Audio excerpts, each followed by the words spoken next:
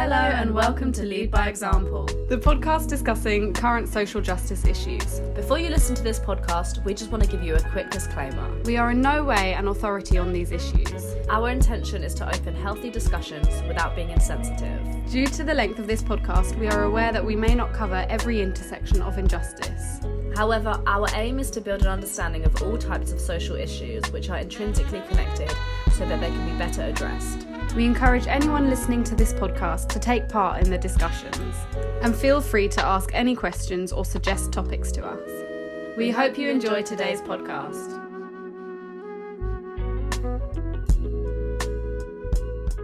Okay. Well, good morning. We're live. Cool. First of all, stay positive. Sorry. Hello, welcome back. Today we are going to talk about a concept called e-activism or clicktivism or slacktivism. It's got lots of different terms. Just a little bit of background as to why we thought it would be interesting to talk about. At uni I studied international development, and one of my units for that course was on social movements. And we studied e-activism as part of social movements. So we'll be talking about things like the Me Too movement, Black Lives Matter, the Arab Spring, and yeah. So e-activism, a basic definition of what it is simply political engagement through online media, particularly social media.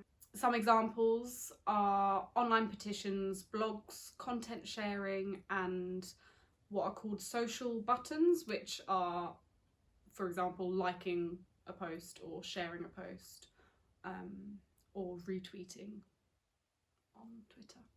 So we're going to start with a couple of people's criticisms of e-activism and what those arguments are, and just kind of break down why people are opposed to it, and then talk about the more positives and kind of counter-argue those points. So one critic, Morozov, argues that society has a disposition for feeling good quickly, and that e-activism is one method in which we do this. So basically we want to feel good about ourselves, and so we share something as a way to kind of virtue signal to other people. Yeah, which I guess, because it's so easy to do, like e-activism, because everyone has access, I mean everyone within reason, has access to a phone or like computer or whatever, and they can get involved in it. I guess it takes less for you to be called an activist, whereas like in a traditional method, that sounds so formal, but like traditionally activists would be the people going out on protests and, you know, like having debates and discussions in person and all of that stuff, whereas now it's so easy to do it like on your phone. It's pretty easy to just repost something on your Instagram and then suddenly you're an activist. So as you were saying about like traditional methods, that is a big argument that people use. So there's a couple of critics called Lee and Shea that argue that e-activism is a lazy alternative to traditional methods of activism, and they use this word traditional to kind of add value to just different methods of activism. So what's to say that traditional is better? Right. And that they don't overlap, and that they don't, when in fact they do strongly overlap, and they're all related, and one helps the other, and they're just different. One example people use when they're criticising e-activism quite often is the hashtag Bring Back Our Girls movement. I don't know if you remember it. Loosely, I remember it. So it was to do with, in Nigeria, girls have been like kidnapped from school by the organisation Boko Haram, and it became very well known in the media, and this hashtag went around, bring back our girls, but kind of amounted to not much action. So it's often used as, here's a classic example of how e-activism was just kind of virtue signaling, so people were sharing this hashtag and doing nothing else. But often what people don't take into account is the pressures that it put on the Nigerian government at the time. So although for those particular families and those girls, they weren't able to do a lot, and there wasn't a lot of real change that happened for that particular scenario, they actually ended up being a lot more overtly what's the word, like they cracked down a lot more on the terrorism that was happening in their country, and like as a result of that, it did reduce the amount of like conflict and stuff going on. And I'm not arguing that it was a direct result of hashtag bring back our girls, but it definitely contributed to the government, the pressures on the government to you know, reform how their attitude to Boko Haram as an organisation. It's interesting because when it comes to like examples of, obviously I don't know what else you're going to say in this, so I'm just speaking my mind at the time, but when it comes to examples of these things, so like these hashtags or these movements, and obviously later on I'd like to get into stuff that's happened pretty recently, the examples can vary so much. So like for that, you can look at it as, you know, nothing changed for those girls, right? And those families. But in other situations where a similar thing has happened, where people have jumped on a hashtag and shared it and it's gone viral and blah, blah, blah, things have changed. Right. So it's like, it's very difficult to say whether it works or it doesn't. Yeah. Because it can just literally depend on that situation and the people that are involved in that situation and the authorities that have the power to make those decisions and that to make that change. It just literally depends on an individual circumstance. So it's quite difficult to say, well then e-activism doesn't work, right? Because it didn't work in this one situation. But it's like, yeah, it's difficult. Another thing I was going to say, and we'll probably get to this as well, but I think one criticism could be that, like how it says, how we're saying about virtue signalling, and a lot of the time it is just to make people feel better that they're actually doing something, when realistically, if social media didn't exist, they wouldn't have done anything. Right. They wouldn't have been out there making change. But it can make people feel better by just sharing something. And I'll hold my hands up, I do this too. I'll share something and be like, oh, well, I've contributed my, you know, my thing. And then I've made my change, and then I forget about it and I never follow up on it. And then, you know, 3 years down the line, it suddenly comes up again. I'm like, oh yeah, I remember sharing something about that. And then I find out that nothing's happened, or, you know, something else wild has happened and I had no idea. And like, it's like that, oh, I've like ticked that off my list. It's made me feel better about myself. And then people just don't follow it up. So I can't even think of an example, but if we were like talking about a certain hashtag that was trending or whatever, or say for example justice for a certain like individual, and you're sharing that, and you're like, oh yeah, I'm gonna make my contribution, I'm gonna share that, and then it gives you closure in your brain, and you're like, oh okay, I've done that, and then people are asking like, no, like, you know, we've shared it now, but now we need to do this, now we need to do this, now we need to put pressure on this authority, we need to write letters to these MPs or whatever. And then, but no one's listening because they've done that much, so like, I'm good now, I'm finished. Right. And then you just have no idea of the rest of the journey. And it's almost like counterproductive. Right. And it's about not letting the act of sharing something or liking something stop further progress and stop further action. It's like my friend once said to me, away from e-activism, but just in general, he said to me, actually telling people you're going to do something is half of the satisfaction of doing it, which is why you don't tell people you do things, and then you do it, and then you've done it. Whereas if you tell people, you're half satisfied, so you're less likely to actually do it. I mean, it's not really like relevant in that, but it's the same sort of thing of like, if I tell people I feel satisfied, I feel like I've done something, and then I'm good. Yeah. A counter argument to what we've just discussed, somebody called Christensen says that e-activism is actually a catalyst for further change, and a catalyst for progress in society, because not only does it involve the more traditional activists,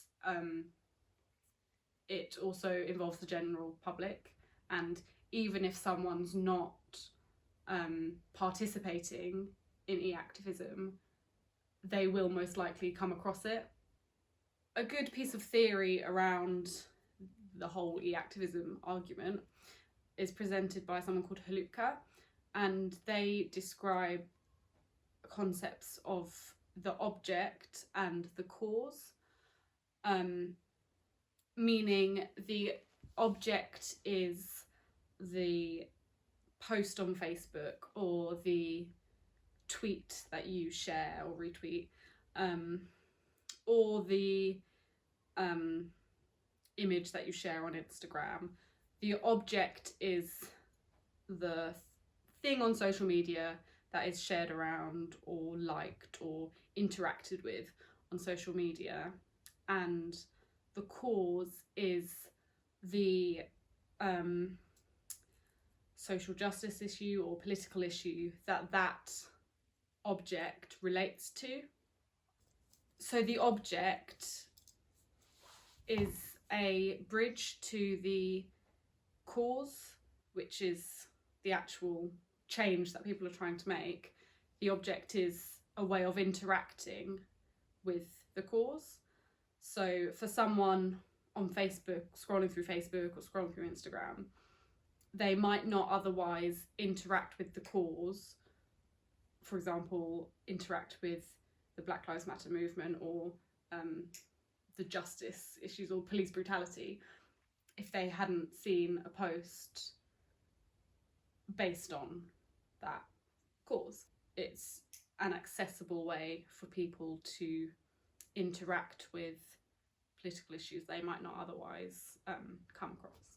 So when people do then see more things about it, or they see something about it in the news, they have kind of like a baseline knowledge, or they've heard of it, so they're more likely to investigate further, or they're more likely to then go and sign a petition, or it kind of one leads on to the other, as it were. Almost like where we're seeing Black Lives Matter recently, I'm not talking about originally, but recently, where it's gone viral since the death of George Floyd. It's like, at this point, like before then it was like quite niche.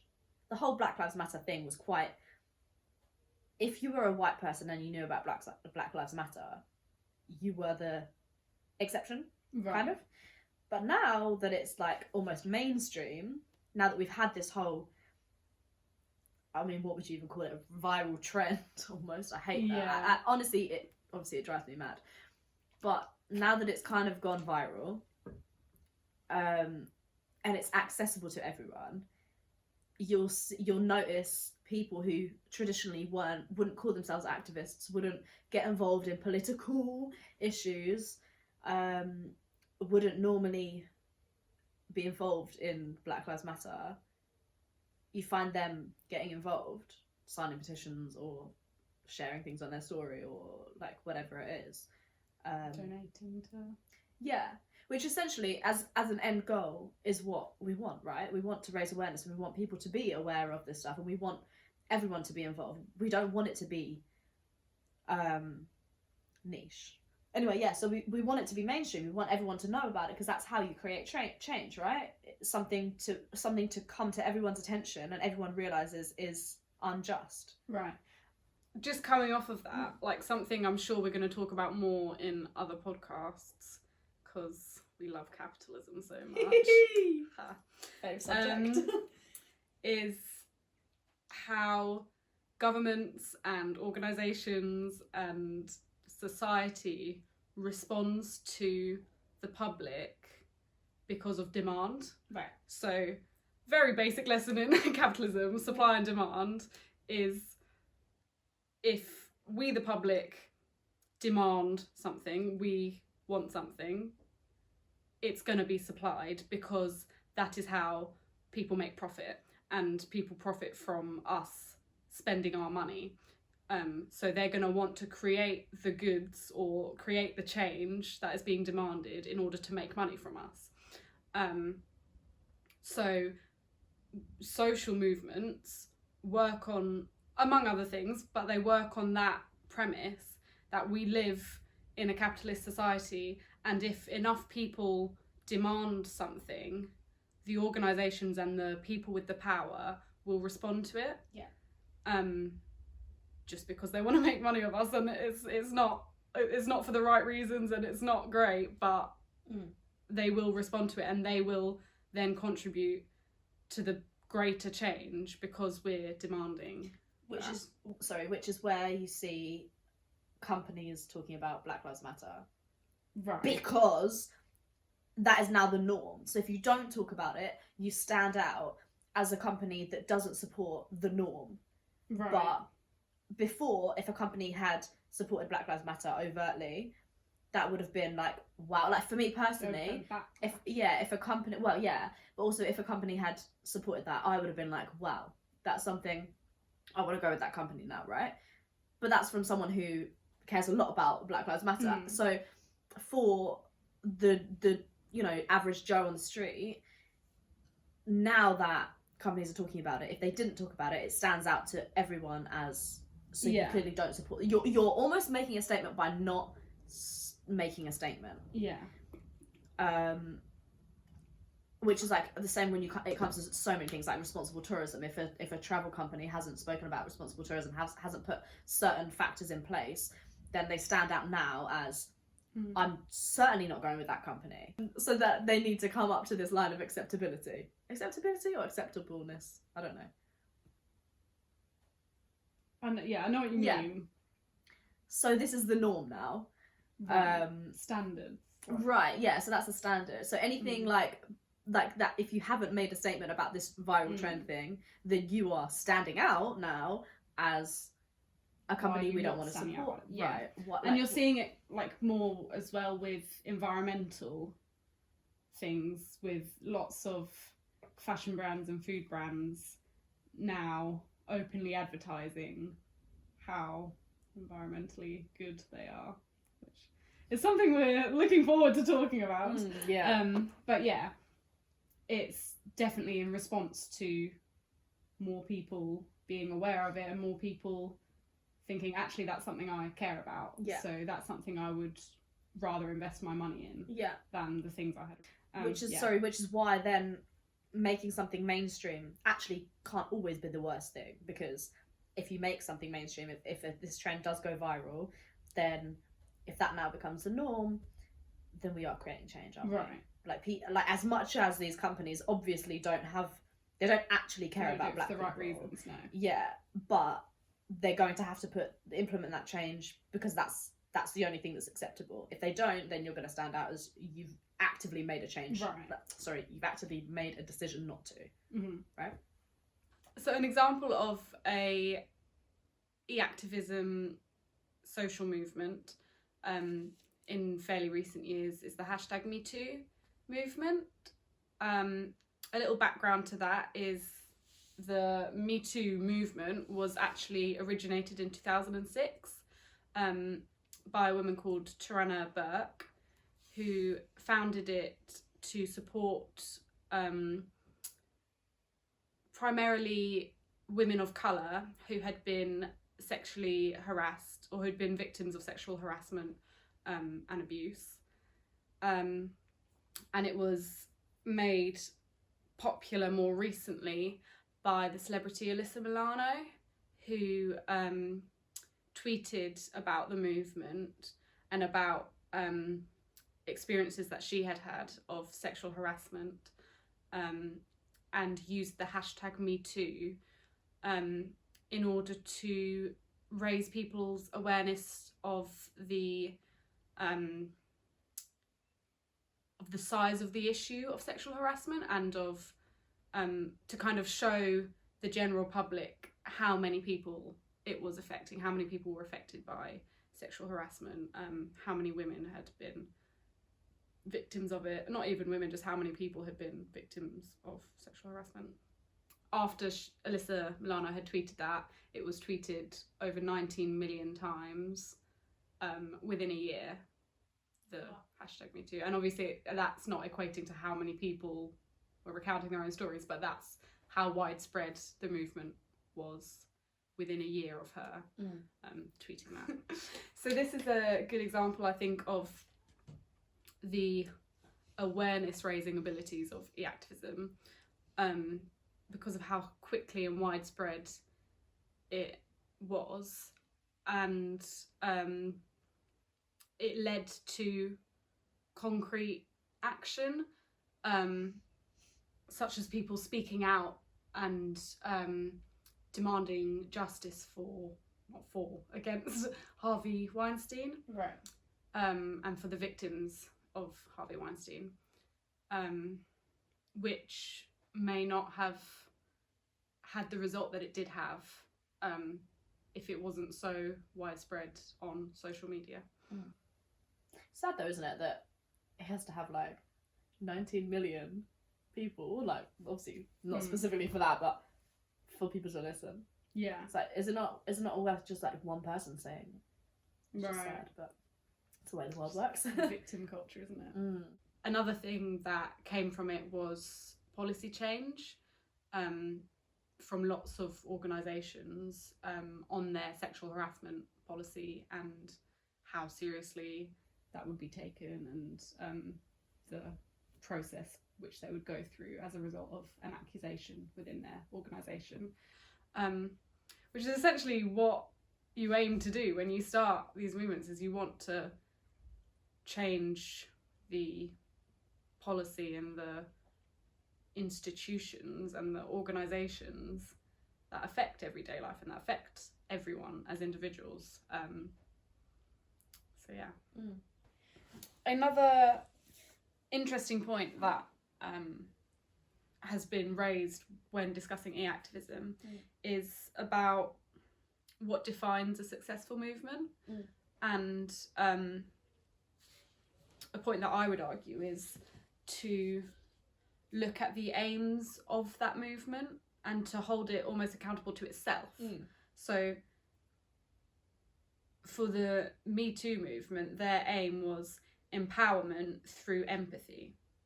So to empower people who had been victims of sexual assault or sexual harassment through awareness and empathy of others who might not have experienced that, or who had experienced that and could relate and empathise with those people, which I think is quite clear that it did achieve that. So I would argue that that was successful. Yeah. That's all. Yeah, because when you look at it, like, what is the I feel like activism is so broad that there can be no defined goal of activism in general. I guess to create change. Yeah. But that's pretty But then vague. what defines change? Right. Because Yeah. change could be the smallest tiny thing. Yeah. The other important thing that raising awareness achieves is opening up debate and opening up discussion about issues that might not otherwise be in the mainstream. So for example, Me Too movement and discussions over sexual harassment then led people to being much more open to talk about consent, and in the mainstream and in organisations we're all talking about consent, and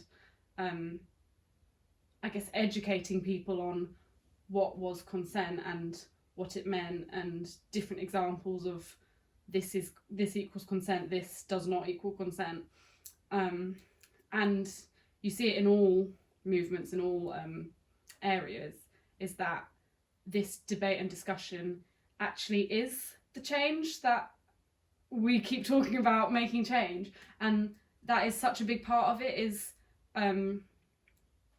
making things acceptable to talk about, and making it acceptable and not an area of shame to talk about your own experiences of harassment or your own experiences of racism, because if it's not accepted, then it's a source of shame and it's a source of self-doubt, and yeah.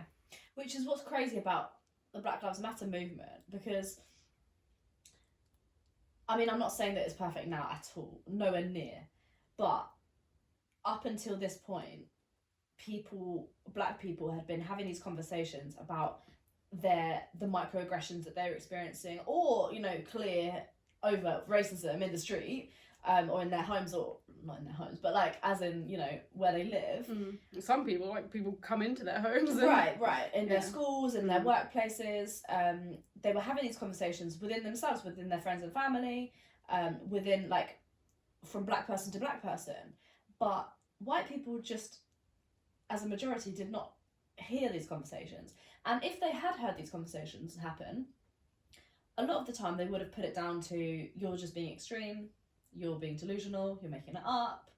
And so it's only now that, I mean, it frustrates me, because it's like, well, now it's a trend, now it's mainstream, it's okay, but before you weren't listening. But that's apparently how things work. The world works. Right. So now that it's starting to become acceptable to talk about these things, like the episode of the podcast that I sent you, about with Chucky Online, Tolly T, Audrey, right, from Receipts podcast and Half-Assed podcast, and they were having this discussion about what it was like growing up black in Britain, and it was just it was an amazing conversation to listen to be honest, because you just wouldn't hear things like that on a mainstream. So this was the JD in the Duffel Bag podcast, so it's just not something that you would see happening in mainstream. And it's not something that would have even been given a platform. No. For years and years, it wouldn't have even been allowed to, or given, you know, a chance to speak to the masses of people. Yeah, it's so true. So it is really good now that when these things come to light, it's okay to talk about the things that you've experienced. But what we need to be careful about is when marginalised groups of people have now been able to speak up about things, and it's an acceptable topic of conversation according to white people, or according to the oppressor, or whatever, we need to be careful not to now take away their voice, because we're involved in the conversation now, so we're allowed to, do you know what I mean? Right. So if you are having a conversation with two black people about their experiences about racism in Britain, it's not down to you now to lead that conversation. No. It's down to us to have an ear, to listen to it. I was like, not to have a voice, to have an ear. It's up to you to have an ear. Oh, I'm so good at making phrases. So I don't know where I was going with that there.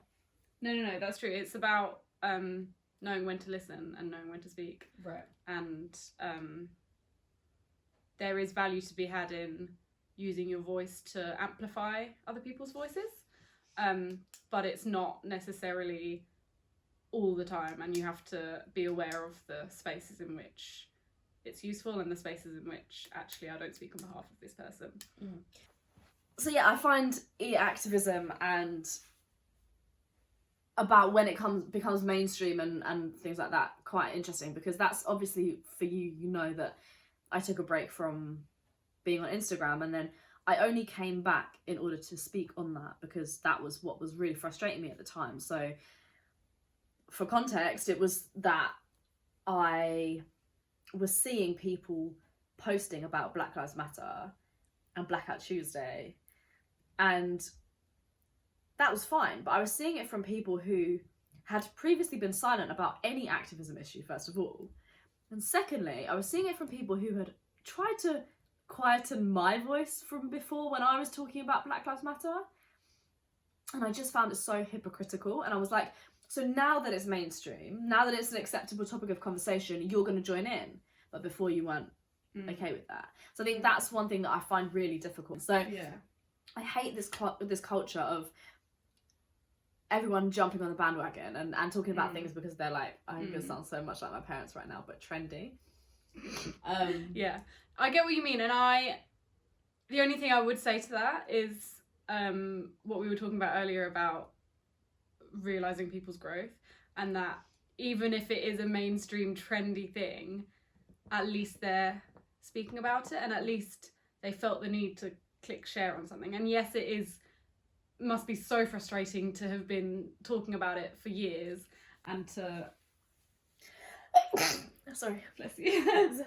To have been talking about it for years and to feel like they ignored you, and now because it's trendy they're finally saying something because they want to be seen as a good person. I can really understand that, but on the other hand, I'm just like so aware of the fact that it's a step in the right direction, and that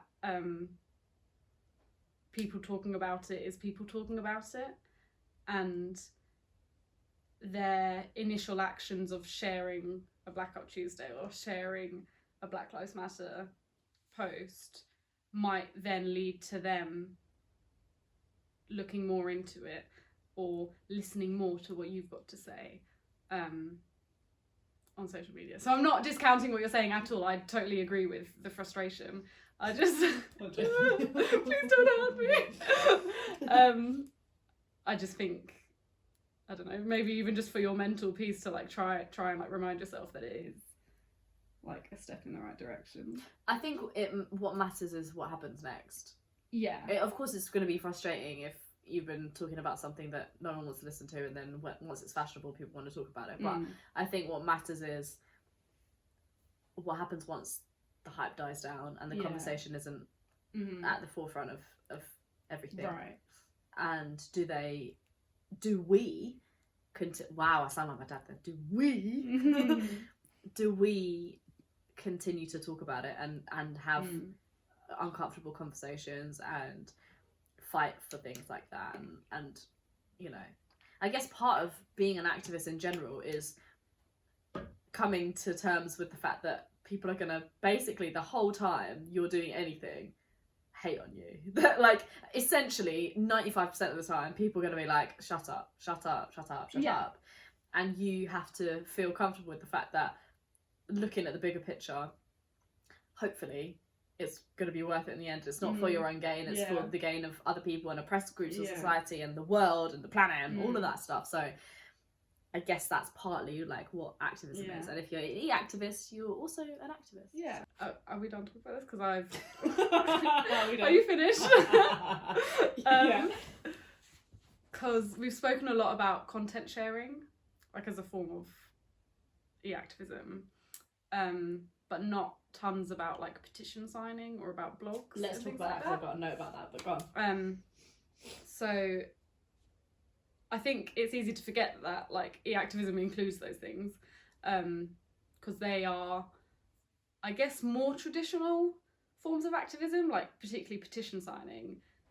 Obviously started as a piece of paper and people would go around signing it, and it's now become a huge online thing,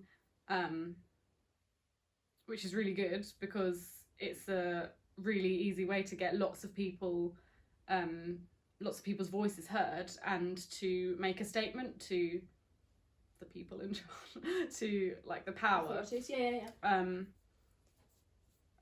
And it's listened to.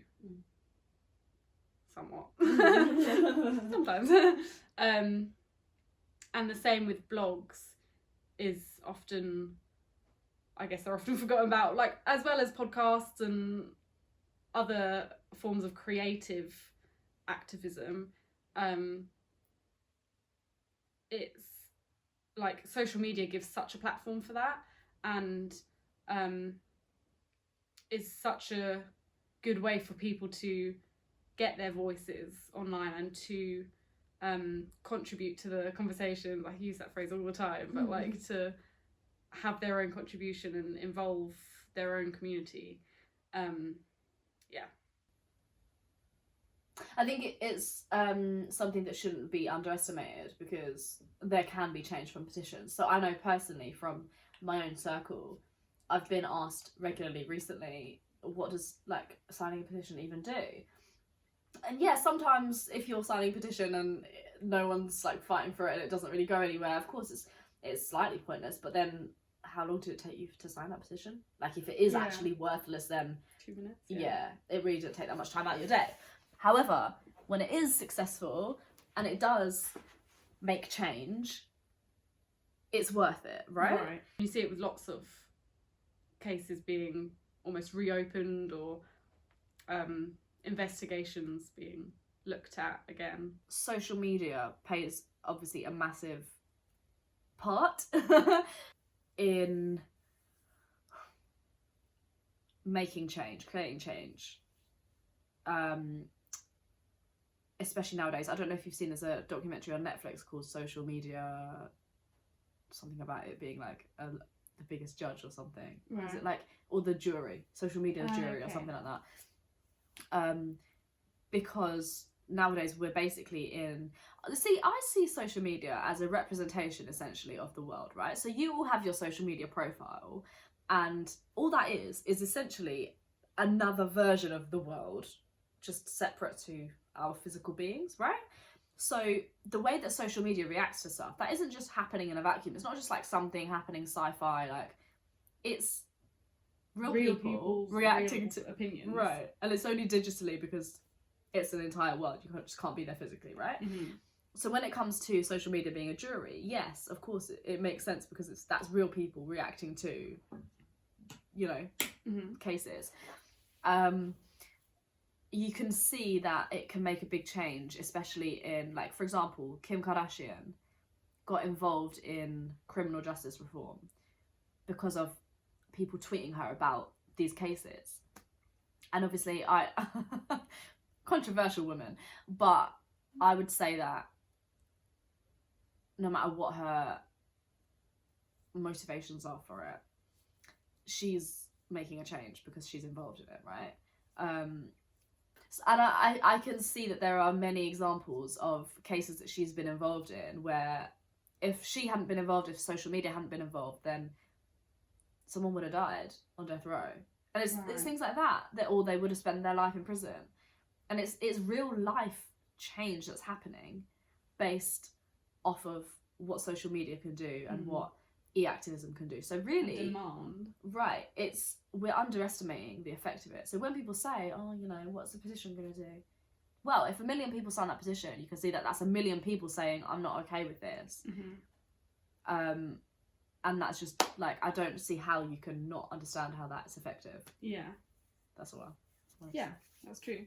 And then a point you made at the beginning about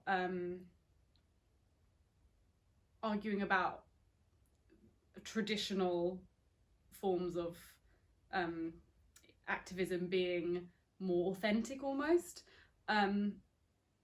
whereas I don't see e-activism and activism as two separate things. Again, it's overlapping, and it's one affects the other and one helps the other, and it's not like two separate things happening apart from each other. So an example that I would use is the creation of like Facebook groups, and not even just Facebook, but like groups on social media that are used to organise these more traditional forms of activism, such as protests, and also to spread awareness about these protests that are happening, so people have the knowledge to know when and where things are happening.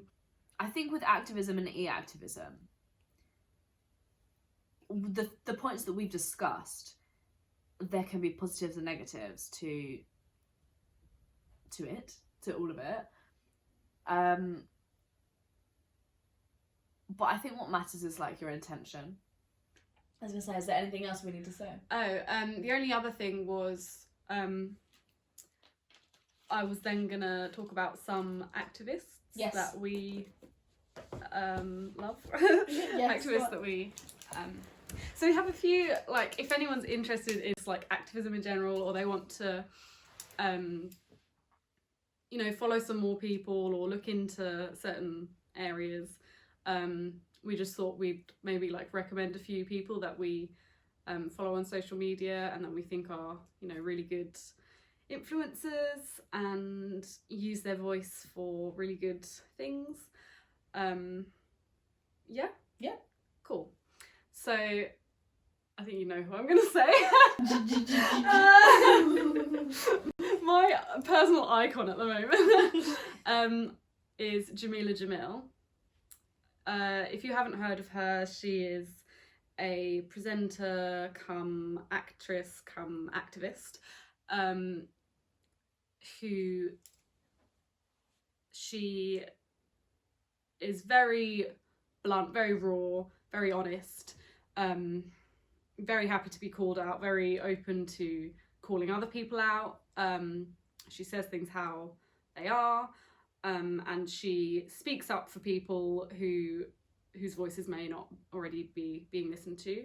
She's got a amazing Instagram account and amazing podcast by the same name of iWay, where she's very vocal in the body positivity movement, body positivity discussions in general.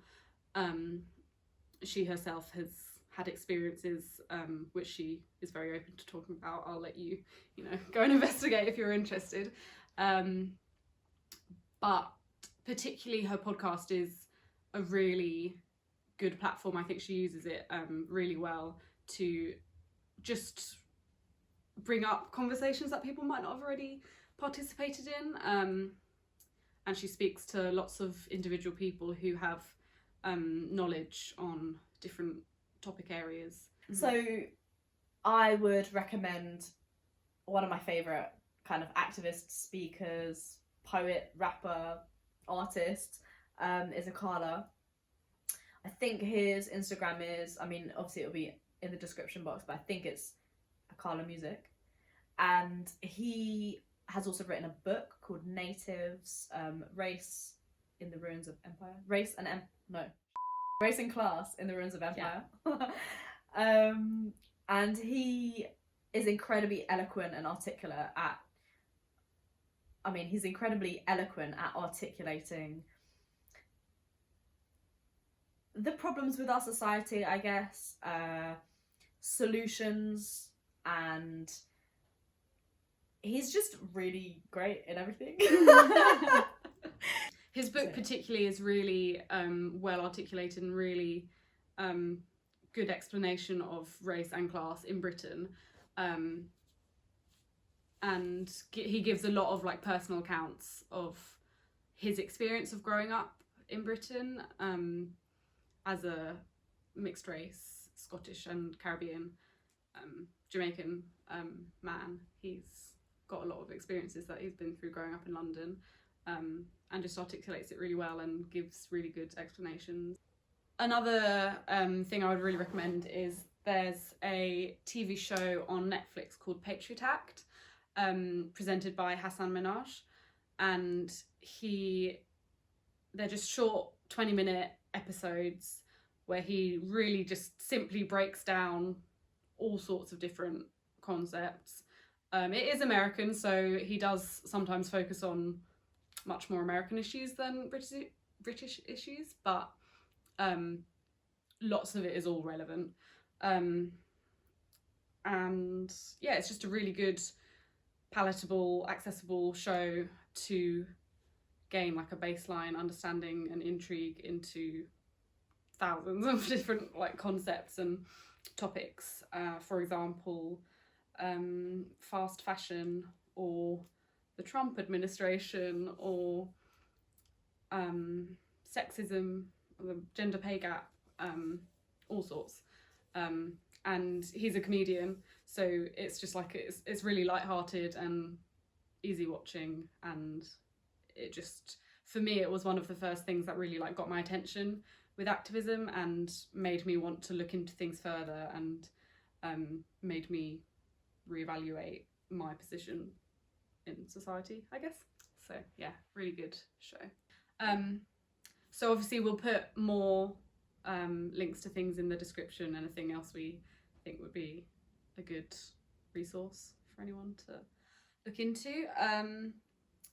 But yeah, that's kind of, we wanted to as well give context to, a bit more context into why we're doing this podcast as well, and I guess this is our form of e-activism and advocacy, is creating this to involve people more and to access information that you might not already have access to or have thought about before. So yeah, it just gives a bit of context into the wider scope of why we're doing this, and into why we do it on our own social media as well, and why it happens and why it's a thing. So I hope it was useful. See you next time. Thank you for watching. See you soon. Thank you so much for watching.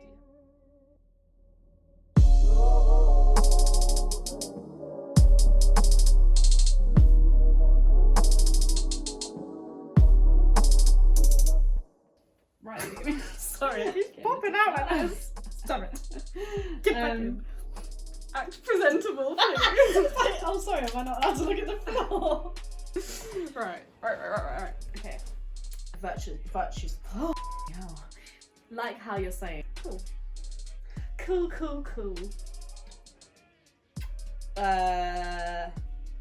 I guess like, and it kind of brings it back to like me. How's everything done? Yeah. Yeah, Lily, great point. Stage mum.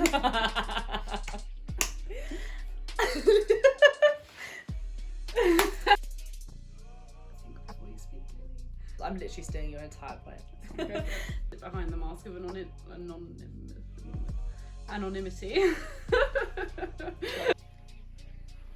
cups up, got me tongue tied, yeah. Can't wait till I'm inside. Meet me to the sunrise, all up in the hair like a hair tie. Recently was the hashtag me move. Hashtag me. All about me. That was That wasn't. Love yourself. You laughing at me? Yeah. What am I not? They're just not coming up to the line of acceptableness. Yeah. I had to put you in I one down. I need 2 hands. Acceptability.